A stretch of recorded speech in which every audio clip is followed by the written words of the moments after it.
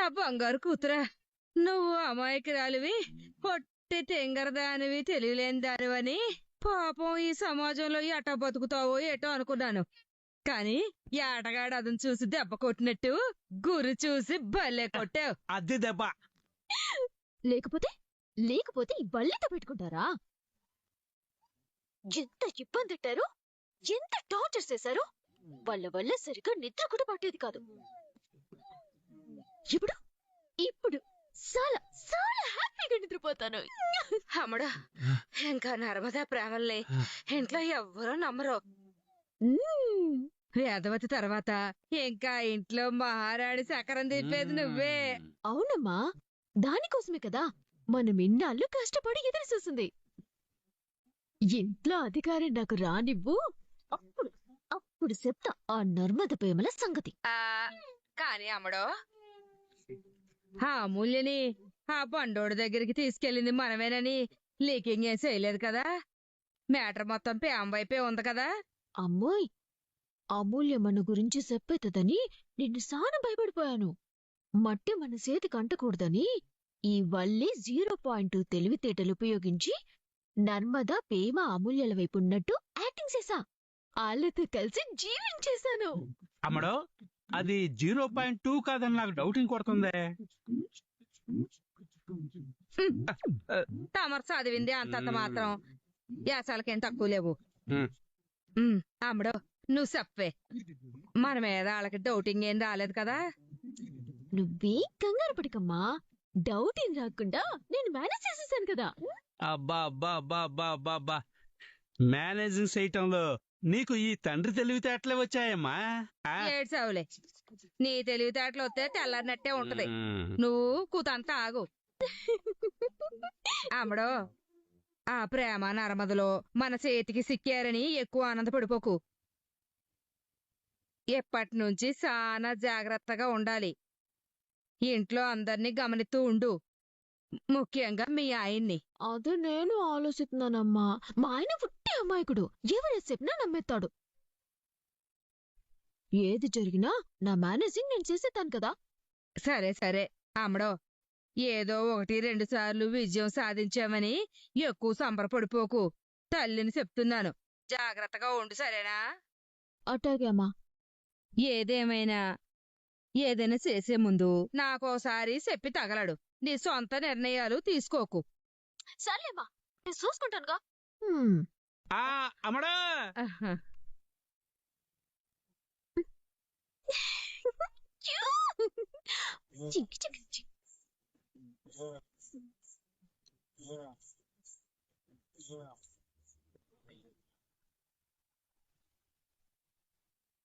రే, అయిపోయిందిరా. ఇవాళతో దాని పీడ వదిలిపోయింది. అరే, రేపు దాని అన్నలు వచ్చి నా కాళ్ళు పట్టుకుంటారా. నా చెల్లెల జీవితం నాశనం అయిపోతుంది. ఊళ్ళో అందరూ నువ్వే తన భర్త అంటున్నారు. ఇంకెవరు మా చెల్లిని పెళ్లి చేసుకోరు. ఏదో ఒక చెయ్యరా అని చెప్పి నా కాళ్ళు పట్టుకొని బతిలాడతారా. అరే, వాళ్ళ వాలకం చూస్తుంటే అలా లేదురా. మరెలా ఉందిరా?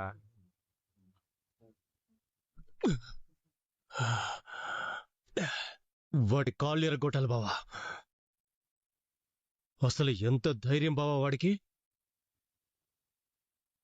మనింటి ఆడబిడ్డని ఆడు కిడ్నాప్ చేస్తాడా? బావా, నువ్వు వదిలిపెట్టినా వాడిని నేను వదిలిపెట్టినా. ఏదో ఒకరోజు వాడి కాళ్ళు చేతులు విరిచేస్తాను. ఎప్పటిదాకో ఎందుకురా, ఆ పని ఇప్పుడే చేస్తాను.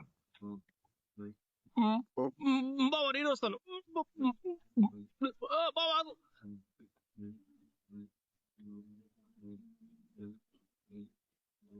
బావా, బావా బావా బావా ఆగు బావా, నేను కూడా వస్తాను.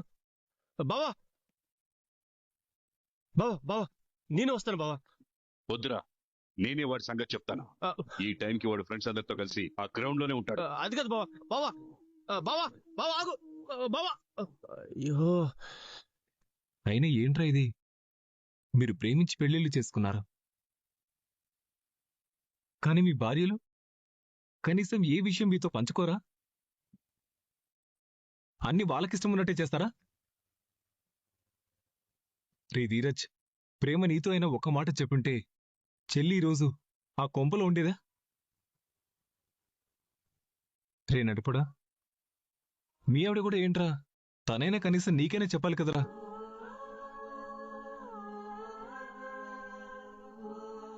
ఏదేమైనా నాన్న కరెక్ట్రా. నాన్న నాకు సంబంధం చూసి పెళ్లి చేశాడు. అందుకే నా భార్య నా దగ్గర ఒక్క అబద్ధం చెప్పదు, ఒక్క విషయం కూడా నా దగ్గర దాయదు. పొద్దున్న లేస్తే మావయ్య పరువు మర్యాదలు, అత్తయ్యకి సాయం చేయడాలు, మన ఇంటి మీద ఈగ వాలకుండా చూసుకోవడం, ఇవి తన పనులు. ఎందులోనూ వేలు పెట్టదు. కాని ప్రేమించి పెళ్లి చేసుకుని కూడా మీ భార్యలు మీ చెప్పు చేతుల్లో లేరు.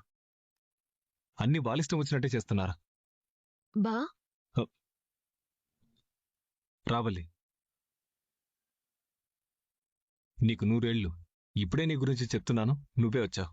విన్నాను బా, వదిలే బా. వాళ్ళేదో చిన్నపిల్లలు, తెలుసుకుంటారులే. అయినా ఏదో మన మంచి గురించి ఆలోచించి అలా చేసుంటారులే. ఏంటొదిన మంచి పొగరొదిన దానికి కావాలని వాళ్ళ ఫ్యామిలీకి హెల్ప్ చేసింది. అవును వదిన, వాళ్ళు నిన్ను చూసి నేర్చుకోవాలి. నర్మద కూడా కనీసం నాకైనా చెప్పాలి కదా. అవకాశం రాలేదేమో. అవకాశం కాదు వదిన, అహంకారం. అయ్యో, అంత పెద్ద పెద్ద మాటలెందుకు సాగర్, వదిలే. లేదొదిన, ఈ విషయంలో వాళ్ళని వదిలే ప్రసక్తే లేదు. అవును, వాళ్లకు బుద్ధి రావాలి. నీలాగా మారాలొదిన. వామ్మో, వీళ్ళు నన్ను సావిత్రి సతీ సక్కుబాయ్ అనుకుంటున్నారు. మన విషయం తెలిసిపోతే ఏమవుతో ఏంటో. రే, ఇంకోసారి ఇలా జరగకుండా చూసుకోండి. కాస్త మీ భార్యలకు చెప్పండిరా. అలాగే అన్నయ్య. బా పద. నర్మదా, చెప్తా.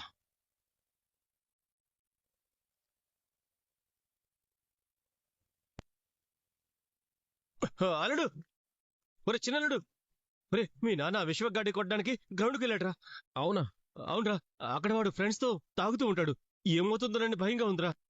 నేను చూసుకుంటాలే మావయ్య. ఒరే అల్లుడు, జాగ్రత్త.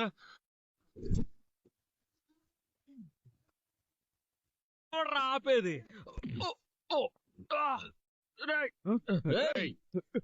రేయ్, ఎవడైనా ఈ విషయంలో తలదూర్చాడంటే మీ ప్రాణాలు కూడా పోతాయి. జస్ట్ చూస్తూ నిలబడండి. తర్వాత వీడిని హాస్పిటల్కి తీసుకెళ్ళాలి కదా. ముసలోడా, నువ్వు నన్ను కొడతావా? నా కూతురు మీద చెయ్యేస్తావరా? నా బిడ్డని కిడ్నాప్ చేస్తావా? నిన్ను చంపేస్తానరా. చావరా, చావరా.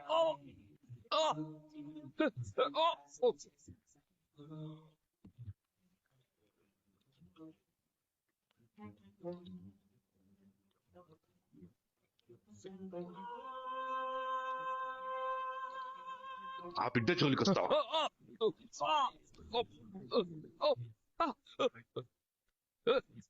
చూస్తూ ఊరుకుంటున్నాను కదా అని ఎంతగా తెగించావరా నువ్వు?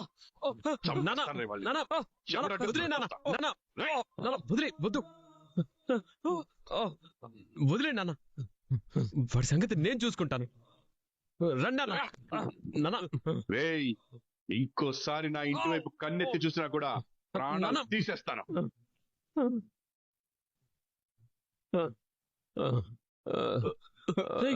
విశ్వ లేరా? విశ్వ లేరా? రేయ్,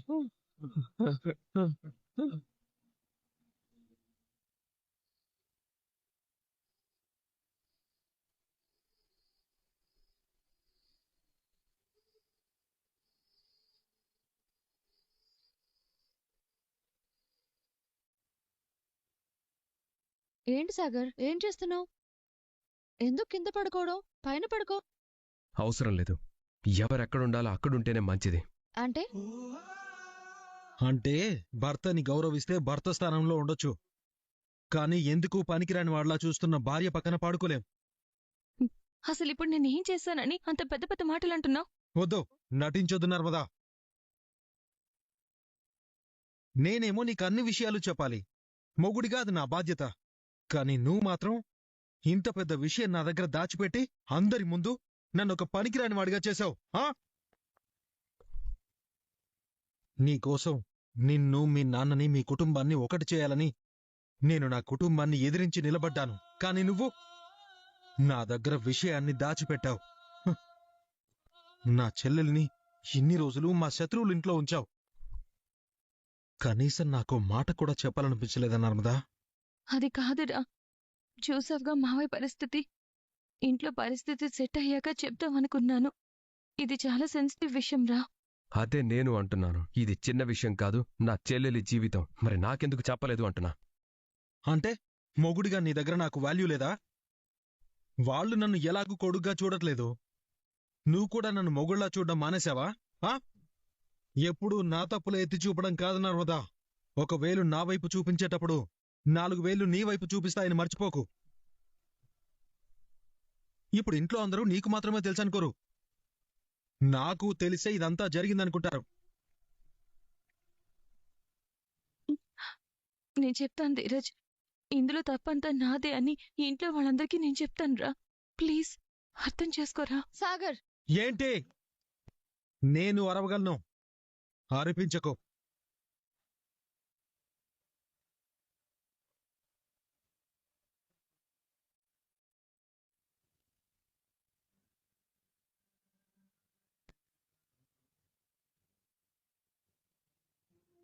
ప్లీజ్ రా ధీరజ్, ఈ ఒక్కసారికి నేను చెప్పేది పూర్తిగా విను. పక్క జరుగు. పోనీ తర్వాత మాట్లాడుకుందాం రా. ఇప్పుడు బయటికి వెళ్ళకు, లోపలే పడుకో ప్లీజ్. కావాలంటే నన్ను తిట్టు కొట్టు, కానీ గదిలోంచి మాత్రం బయటికి వెళ్ళకురా ప్లీజ్. హే రామాలతో తప్పుకో.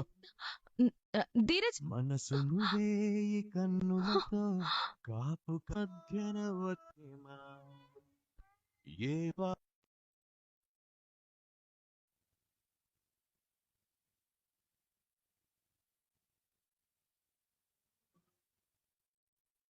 అన్నయ్య, ఎక్కడికి వెళ్తున్నావు? చెప్పన్నయ్య, అసలు నన్ను ఎక్కడికి తీసుకెళ్తున్నావు?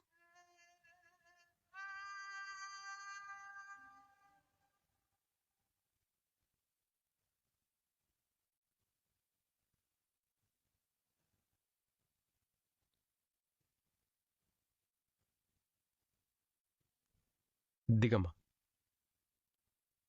అది కాదన్నయ్య, పోలీస్ స్టేషన్కి ఎందుకు తీసుకొచ్చావు? చెప్తాను, దిగు.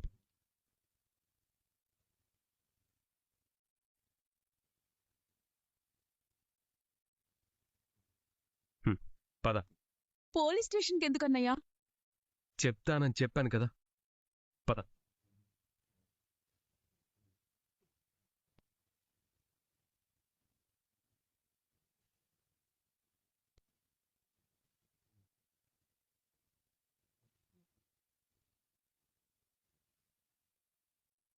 Sir good morning. ఏంటి ప్రాబ్లం? కిడ్నాప్ కేసు పెట్టాలి సార్.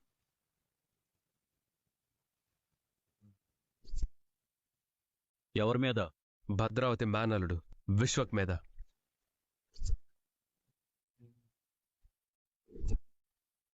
ఏంటి? భద్రావతి గారి మేనలుడి మీద? అవును సార్. అన్నయ్య, ఈ కేసులన్నీ ఎందుకో? నీకు తెలీదు, నువ్వు ఉండమూల్య.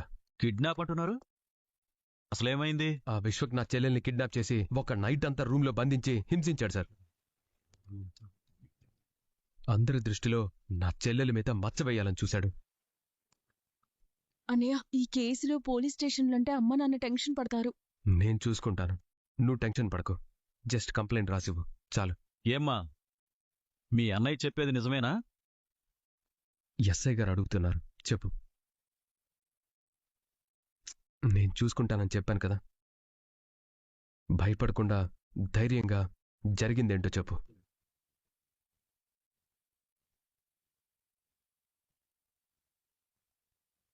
అవును సార్, అసలేం జరిగిందో డీటెయిల్డ్గా చెప్పండి. ముందు కూర్చోండి. రైటర్ గారు. సార్ సార్ ఆ అమ్మాయి చెప్పేది నోట్ చేసుకోండి. అలాగే సార్, చెప్పమ్మా. ఆ విశ్వక్ నన్ను ప్రేమిస్తున్నానని మాయమాటలు చెప్పి ఒకరోజు నైట్ నాతో మాట్లాడాలని పిలిచి ఏంట్రా మీ కుటుంబం మీద పగ తీర్చుకోవడం కోసం నిన్ను ప్రేమ పేరుతో ట్రాప్ చేశానన్నది అసలు నిజం.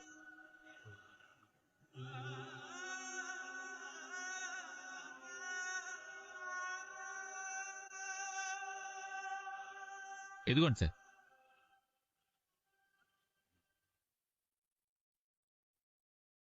దీని మీద సైన్ చేయమ్మా.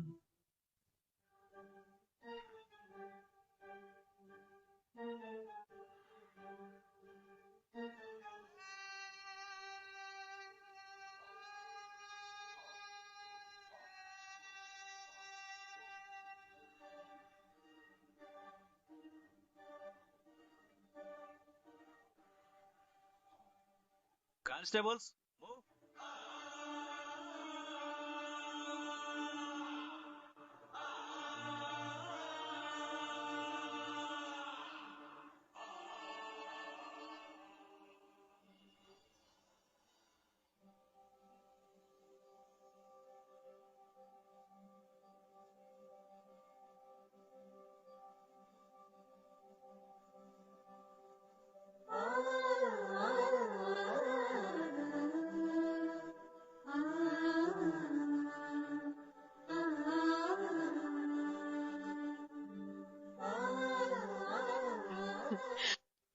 ఇది మనకి నిజంగా పండుగ రోజు. ఈ ఉగాది నిజంగా మనకి కొత్త యుగాది. అవును బుజ్జమ్మ. వల్లి, అమూల్ ఎక్కడా? ధీరజ్ బయటికి తీసుకెళ్లాడత్తా. ఇంట్లో చెప్పకుండా ఎక్కడికి తీసుకెళ్లాడు? గుడికి తీసుకెళ్లి ఉంటాడులే బుజ్జమ్మ.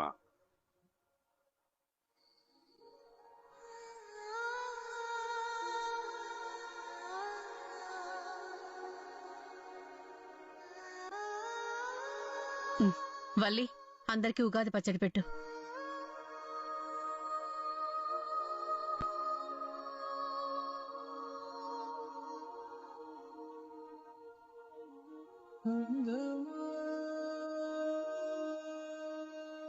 సాగర్,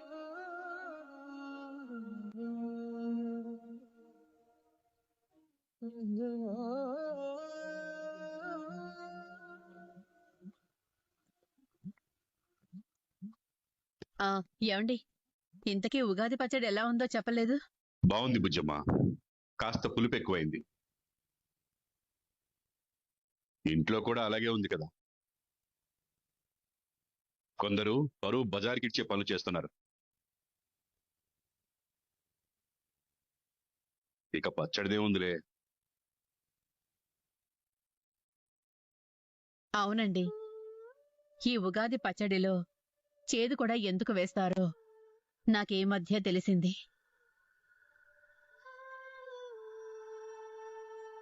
మనకి కూడా కొన్ని చేదు అనుభవాలు ఎదురవుతాయి, తట్టుకోవాలని అర్థం చేసుకున్నాను. చేదు ఎక్కువైనా పర్వాలేదత్తయ్య, తీపి ఎక్కువ కాకుండా చూసుకోండి. షుగర్ వచ్చే ప్రమాదం ఉంది. అంటే ఏటి నర్మదా, ఇంకా ఇట్లాంటి సీదలాంటి పనులు మళ్ళీ మళ్ళీ చేస్తాము అంటున్నావా? ఇప్పుడు ఎవరేం చేశారని? అచ్చి బాబోయ్, నీకు అర్థం కాలేదా? అత్తయ్య గారు మీరు చేసిన పనుల గురించే కదా అన్నారు. నర్మదేమో సాగర్ మర్తి గారి ఉద్యోగం విషయంలో అలా పరువు తీసింది. నువ్వేమో అమూల్యకి ఉచిత సలహాలిచ్చి ఇట్లా తుఫాన్ రేపావు. అందరి దగ్గర నిజం దాచిపెట్టి షాక్కి కురిసేశావు. ఇక్కడి నుంచైనా మంచిగా ఉండండని పెద్దవాళ్ళుగా అత్తయ్య మావయ్య చెప్తున్నారు. అర్థం చేసుకోవాలి మరి. వదిలేయమ్మా వల్లి, కొన్ని విషయాలు కొందరికి అర్థం కావు.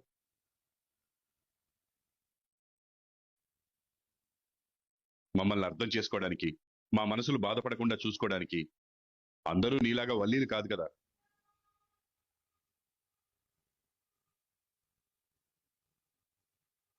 వదిలే.